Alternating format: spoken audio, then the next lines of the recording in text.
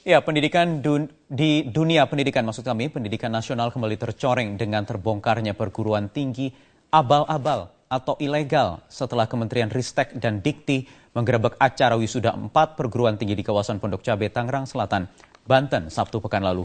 Ribuan mahasiswa terkecoh saat mengetahui acara wisuda mereka tidak memiliki izin. Bahkan sebagian di antaranya mengikuti wisuda tanpa mengikuti proses perkuliahan. Apa yang sebenarnya terjadi dan juga bagaimana perkuliahan ilegal ini berlangsung, kami akan membahasnya persoalan ini dengan sejumlah narasumber. Yang pertama yang sudah hadir di studio terlebih dahulu, kami ingin memperkenalkan ada kuasa hukum Yayasan Aldiana Nusantara yang membawahi 4 perguruan tinggi yang kemarin menggelar wisuda di Tangerang Selatan, yaitu Abu Bakar. Selamat malam Pak Abu Bakar. Nanti juga dengan kami bergabung Menteri Ristek dan Pendidikan Tinggi M. Nasir akan bergabung sesaat lagi dari kediaman. Dan saya ingin awali terlebih dahulu dari Pak Abu Bakar. Pak Abu Bakar, ini sekolah klien Anda atau Yayasan Aldiana Nusantara ini diduga abal-abal atau ilegal. Bagaimana sebenarnya? Ya, terima kasih saudara. Jadi sekolah klien kami ini sebenarnya tidak abal-abal. Sekolah ini didirikan berdasarkan keputusan Menteri ya. Ada SK Pendirian, Keputusan Menteri Pendidikan Nasional Republik Indonesia nomor 46/D/O tahun 2003 ya, tentang pemberian izin penyelenggaraan program-program studi di pendirian dan pendirian sekolah tinggi teknologi telematika diselenggarakan oleh Yayasan Aldiana Nusantara ya.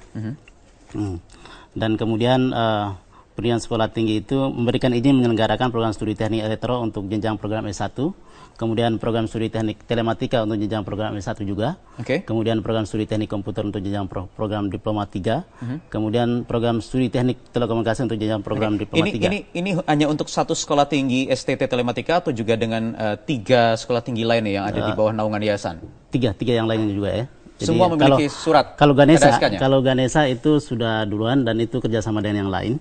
Sedangkan yang di STT Telematika, ya, kemudian STKIP Sulu Bangsa, kemudian dengan Sekolah Tinggi Tarbiyah Tangerang Raya. Nah itu yang kemudian diberikan izin dan kemudian penyelenggaraan sekolah itu sudah lama ya. Sudah ada SK-nya untuk keempat kampus ini, sekolah tinggi yang di bawah Yayasan Aldiana Nusantara. Artinya kalau dikatakan ilegal, salah? Tidak benar ya. Jadi kalau menyatakan sebagai sekolah yang ilegal, itu pernyataan atau statement yang terlalu dini, sangat tidak berdasar, dan karena itu kami memperingatkan atau memberikan somasi ya kepada semua pihak, semua pihak, agar untuk tidak memberikan statement yang tanpa dasar. Baik. Ya. Lantas apa yang kemarin terjadi pada hari Sabtu dalam acara wisuda yang digerebek atau disidak oleh Kementerian Pendidikan Tinggi? Ya. Jadi yang terjadi pada tanggal 19 September 2015 itu adalah wisuda. Ya, wisuda kepada 2.222 mahasiswa ya, mahasiswa-mahasiswi yang terdiri dari 3 sekolah tinggi, yaitu Sekolah Tinggi Teknologi Telematika, Sekolah Tinggi Keguruan Ilmu Pendidikan Tarbiyah Sulu Bangsa, dan kemudian Sekolah Tinggi Tarbiyah Tangerang Raya. Jadi 3 perguruan tinggi, 3 sekolah tinggi yang dilakukan wisuda. Ya, jadi bukan 4, tapi sekolah 3 ya. Sudah ada izin ya? Karena kabarnya ini belum memiliki izin dan itu diakui oleh Ketua Yayasan Pak Ali Mudin. Kalau untuk izin saya sudah bilang tadi bahwa itu sudah dikeluarkan, tapi tidak memberitahukan ke Kopertis soal penyelenggaraan wisuda ya. Karena menurut klien kami bahwa penyelenggaraan wisuda itu sendiri belum ada diterima atau belum diberitahukan dalam bentuk bentuk apapun kepada klien kami untuk supaya bisa harus memberitahukan atau mengizinkan soal wisuda. Artinya yayasan mengakui kalau itu ada kesalahan dari situ ya, karena tidak melaporkan acara wisuda ini ke Kopertis. Dan itu yang dianggap ini ilegal oleh kementerian. Sebenarnya ketentuan soal melaporkan atau memberitahukan itu sebenarnya belum diterima oleh klien kami. Ya. Dalam bentuk apa untuk wisuda itu harus ada pemberitahuan atau ada izin dari Kopertis, itu belum ada diterima oleh klien kami. Karena itu klien kami tidak harus memberikan izin atau pemberitahuan. Karena klien kami juga bukan baru sekarang untuk melakukan wisuda, tetapi sudah 3 angkatan untuk melakukan wisuda ya. Tetapi pihak yayasan juga sudah berjanji membuat kesepakatan, kabarnya ada 3 poin, di antaranya sepakat untuk berjanji tidak akan membagikan ijazahnya kepada para wisudawan, kemudian ada juga soal pengembalian uang, soal perkuliahan, aktivitas perkuliahan jarak jauh, itu bagaimana? Sejauh ini kami belum megang ya, kalau memang ada perjanjian, tapi sejauh ini klien kami belum ada melakukan perjanjian atau kesepakatan terkait dengan hal itu. Karena sampai sejauh ini penyelenggaraan pendidikan masih berjalan dengan baik dan tidak ada untuk perjanjian soal pengembalian atau apa selanjutnya. Baik, ini dari sisi yayasan begitu, diwakili oleh kuasa hukum dari yayasan. Saya ingin menanya langsung dengan mahasiswa yang bersekolah di salah satu sekolah tinggi yang berada di bawah Yan. Ada Zulfikar yang bergabung dari kampus di Tangerang Selatan. Selamat malam, Zulfikar. Selamat malam, Pak. Iya, Zulfikar, Anda ini mahasiswa sudah berapa tahun di sana dan mengambil jurusan apa di Sekolah Tinggi Keguruan dan Ilmu Pendidikan Suluh Bangsa? Alhamdulillah 2 tahun, saya semester 4 sekarang. Jurusan apa? Bimbingan konseling. Bimbingan konseling. Oke, Zulfikar sudah mendengar bahwa kampus Anda kemarin diduga melakukan wisuda ilegal yang disidak langsung oleh Kementerian Dikti? Iya, dengar. Tapi saya mohon mengklarifikasi bahwa kampus kami itu ilegal. Tidak, apalagi Sikip Suluh Bangsa. Di mana Sikip Suluh Bangsa itu mempunyai izin ke Dikti, gitu loh. Aktivitas perkuliahan mulai dari hari Senin sampai hari Kamis itu jalan normal setiap perguruan tinggi. Itu yang perlu diketahui. Jadi saya berharap penuh terhadap semua belah pihak yang menganggap bahwa kampus kami kampus abal-abal, itu tidak sebenarnya. Kampus kami punya legalitas yang jelas. Silakan datang lihat di kampus kami dari hari Senin sampai hari Kamis, itu kami melaksanakan pembelajaran dengan ada baik. Aktivitas perkuliahan ya? Dengan dosen. Alhamdulillah. Lancar kok. Oke. Baik. Ya. Baik, nanti kami akan tanya lebih lanjut, termasuk ini soal dugaan ada aktivitas kuliah jarak jauh. Bagaimana mungkin di mata Anda, Zulfikar, teman-teman mahasiswa di sana dan juga kuasa hukum, dan juga nanti Menteri Ristek dan juga Pendidikan Tinggi akan menjawabnya langsung, bergabung bersama kami. Usai jeda berikut ini, tetaplah di Prime Time News.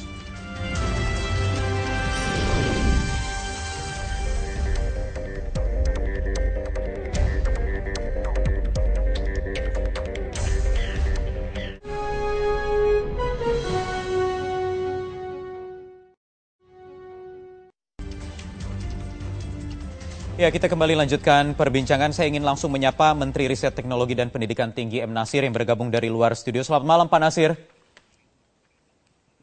Selamat malam, Mas Wahyu. Malam, Bapak. Saya ingin langsung tanyakan ke Anda, Pak Nasir, terkait kemarin sidak di Tangerang Selatan.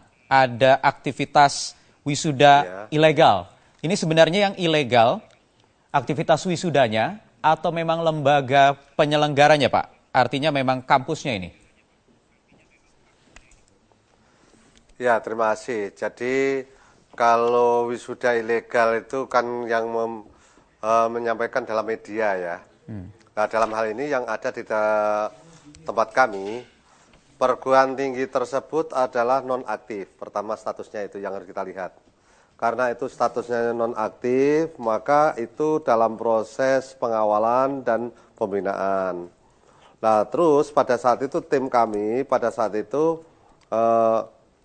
ada tim dari Ristek Dikti yang mencoba melakukan konfirmasi. Pada saat itu beliau berada di UTCC. Nah, pada saat itu ketemu dengan pengeloyasan, itu Pak Ali Mudin atau siapa itu namanya. Ya. Nah, setelah ketemu dia diskusi.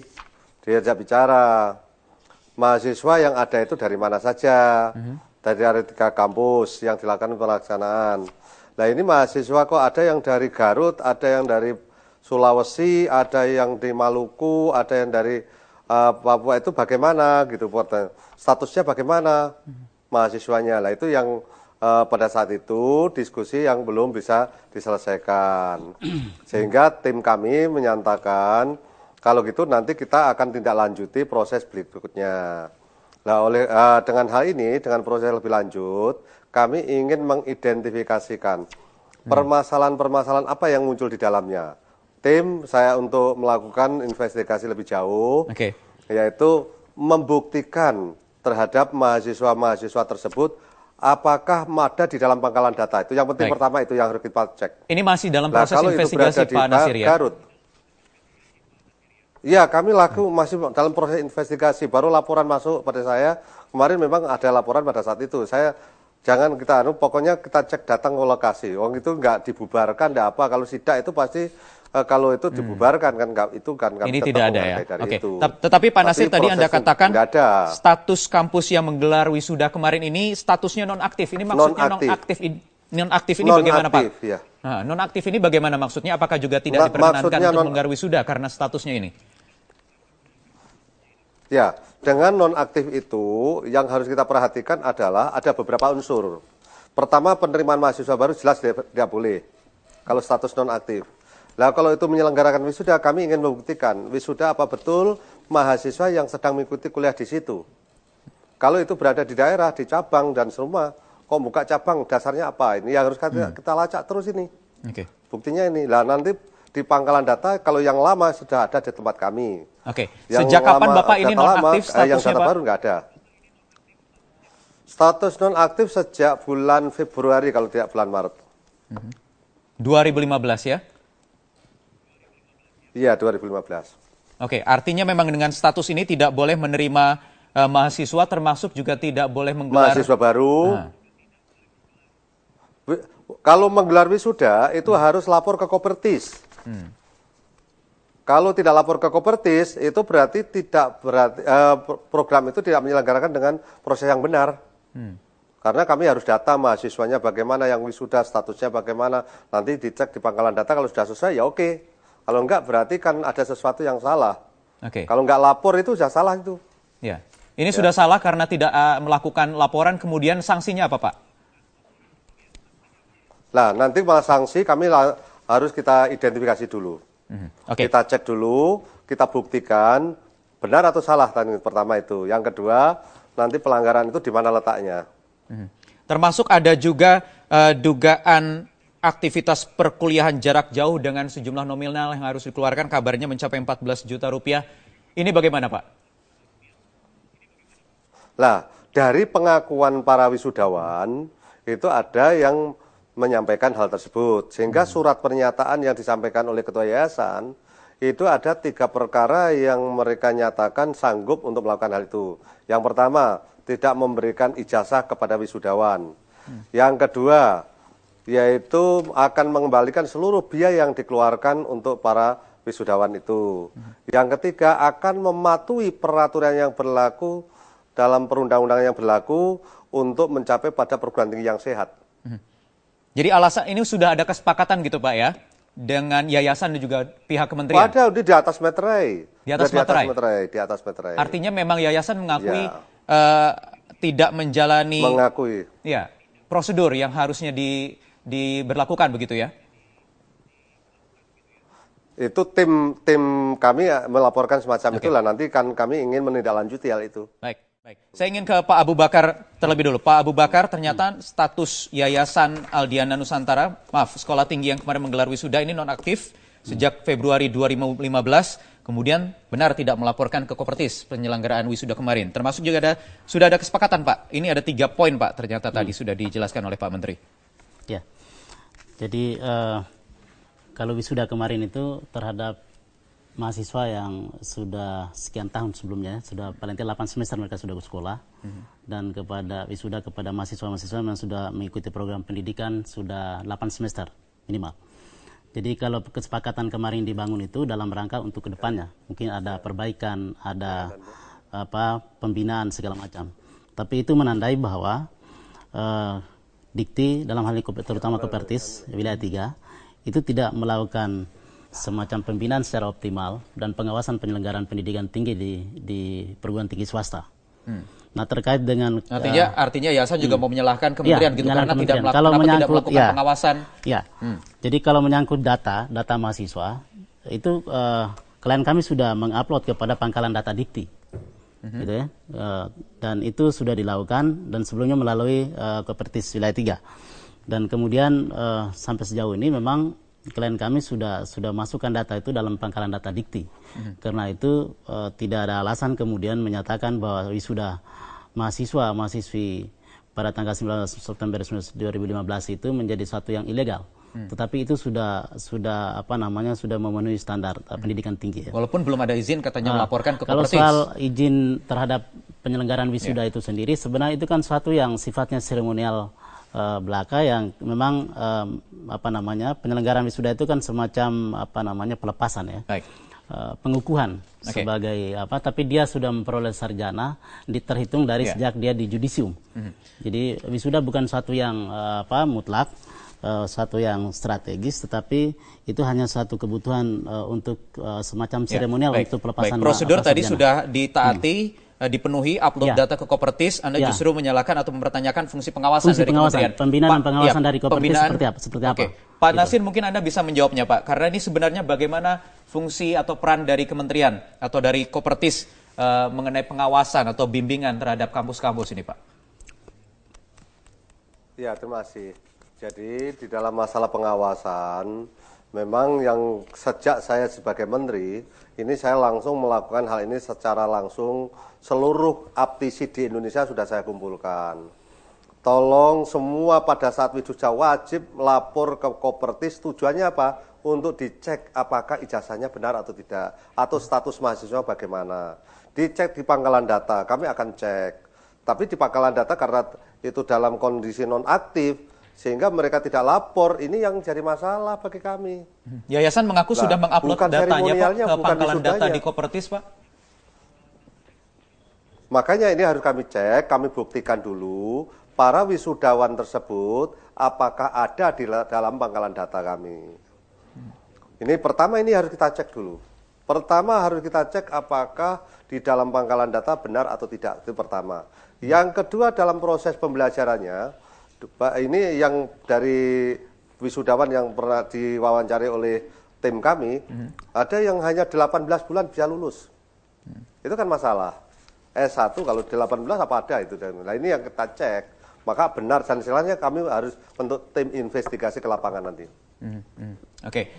Pak Nasir, kami juga hadir bersama kami melalui kampus di STKIP Suluh Bangsa. Ada rekan mahasiswa Zulfikar yang ini juga secara tidak langsung menjadi korban begitu, dirugikan karena ada sorotan media, kemudian dikabarkan kampusnya menggelar aktivitas ilegal.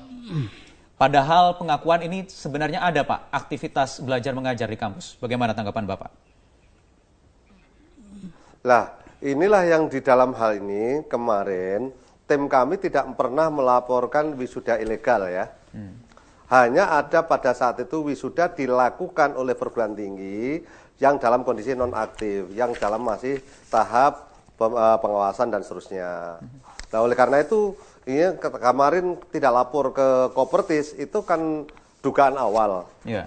Lah mengapa kok tidak lapor gitu loh? Yeah. Bukan seremonial ya. Lapor itu adalah untuk mendeteksi adalah apakah mahasiswa tersebut ada dalam pangkalan data, dalam proses mengikuti pembelajaran yang baik, ya udah kalau itu ada. Nah ini yang harus tim investigasi harus turun ke lapangan kami nanti. Yeah. Nanti kemudian akan diskusi lebih banyak pada yayasan maupun rektornya atau direkturnya. Kemudian, oke. Baik, saya ingin menyapa Zulfikar kembali, mahasiswa dari STKIP Suluh Bangsa. Zulfikar? Iya, Pak. Ya, Zulfikar, Anda juga mengetahui apakah memang ada aktivitas kuliah jarak jauh dengan sejumlah nominal yang harus dikeluarkan oleh mahasiswa? Anda mengetahui program itu di kampus Anda? Untuk kami saat ini baru ketahui ketika kemudian mengangkat bahwa ternyata di kampus ada katanya ada kelas jauh, tapi untuk dari pertama kali saya masuk di 2013 sampai saat ini perkuliahan, saya nggak pernah tahu bahwa adanya kelas jauh, ada uang 15 juta dan sebagainya yang diangkat oleh media. Itulah yang kemudian ini. Ya, tidak pernah mendengar sekali ada program-program tersebut. Termasuk juga kabarnya ada beasiswa, juga, kemudian juga ya, kemudian kalau beasiswa tetap ada. Bahkan yang tadi disebutkan dari Sulawesi, dari Maluku, tidak hanya itu, bahkan dari Ternate, Maluku Utara, Ambon, Sulawesi dan semua Indonesia, seluruh Indonesia di sini. Anda sendiri dari mana, Zulfikar? Tapi mereka kuliah. Kenapa? Ya, Zulfikar dari mana? Anda sendiri dari mana? Dari Ternate, Maluku Dari Utara. Ternate, dan juga banyak mahasiswa lain yang datang dari luar Kami, Pulau Jawa, iya. begitu ya? Iya, alhamdulillah. Tapi perkuliahan tetap di kampus ada. kami. Oke-oke saja, kami tatap muka dengan dosen seperti halnya di kampus-kampus lain. Makanya saya kemudian menyesali ini loh, kenapa masyarakat, kenapa ada pihak-pihak tertentu yang mengatakan kampus saya ilegal, kampus saya abal-abal dan lain sebagainya, gitu loh. Padahal kalaupun bisa, saudara-saudara sekalian yang mengatakan kampus saya ilegal, tolong datang. Hari Senin, Selasa, Rabu sampai Kamis kami melakukan perkuliahan. Baik. Mohon maaf, kami dari semua dari timur seluruh Indonesia terkumpul di sini. Baik. Akan tetapi Zulfikar. kami kuliah, bukan kuliahnya di tempat kami. Lain lagi, Pak. Oke, baik Pak Nasir, ternyata ini tidak diketuai oleh teman-teman mahasiswa, terutama di STKIP Suluh Bangsa. Ada kabar katanya aktivitas perkuliahan jarak jauh, kemudian ada uang 15 juta yang menjadi butir-butir kesepakatan kemarin antara kementerian dan juga yayasan. Ini bagaimana Pak Nasir sebenarnya ini? Ya, terima kasih. Jadi kalau mahasiswa ditanya tentang apakah ada mahasiswa dari jarak jauh, saya yakin nggak tahu. Saya yakin yang tahu adalah institusinya. Yang institusi itu adalah mungkin pertama rektornya, yayasan, pengelolanya lah yang pasti tahu. Nah inilah yang nanti harus kita diskusikan. Nanti dalam investigasi nanti tim kami akan turun lagi. Setelah kemarin ada dugaan itu tidak melapor, lah inilah yang harus kami tindak lanjuti supaya nanti kita menunjukkan pada masyarakat. Kalau masyarakat dan mahasiswa yang dalam hal ini tidak terlibat, ini kami akan jamin ijazahnya adalah benar. Baik, tapi Pak Nasir, kalau mohon maaf penyelenggaranya melakukan hal yang tidak benar. Pak Nasir, mohon maaf saya potong, tapi sebenarnya program perkuliahan jarak jauh ini sebenarnya diperbolehkan atau tidak? Bagaimana izinnya, misalnya digelar atau ingin diselenggarakan oleh pihak kampus? Perguruan tinggi yang boleh menyelenggarakan jarak jauh hanya satu yang sudah sesuai dengan aturan yang telah mendapatkan izin, yaitu universitas terbuka. Lainnya sampai sekarang belum ada izin. Sampai sekarang belum ada. Apalagi buka kelas jarak jauh. Ini yang penting. Baik, kita nantikan kalau begitu Pak investigasinya oleh kementerian. Berapa lama kira-kira dibutuhkan waktu Pak? Oke, terima kasih. Nah, kami melibatkan dalam hal ini 1 minggu, sampai karena ini ada lebaran, mungkin setelah lebaran baru kita lakukan. Baik, terima kasih Menteri Ristek dan Dikti M. Nasir atas waktunya di Prime Time News. Pak Abu Bakar, terima kasih, mohon maaf waktu kita juga terbatas. Kuasa hukum dari Yayasan Aldiana Nusantara dan juga Zulfikar, mahasiswa dari STKIP Suluh Bangsa atas waktunya di Prime Time News.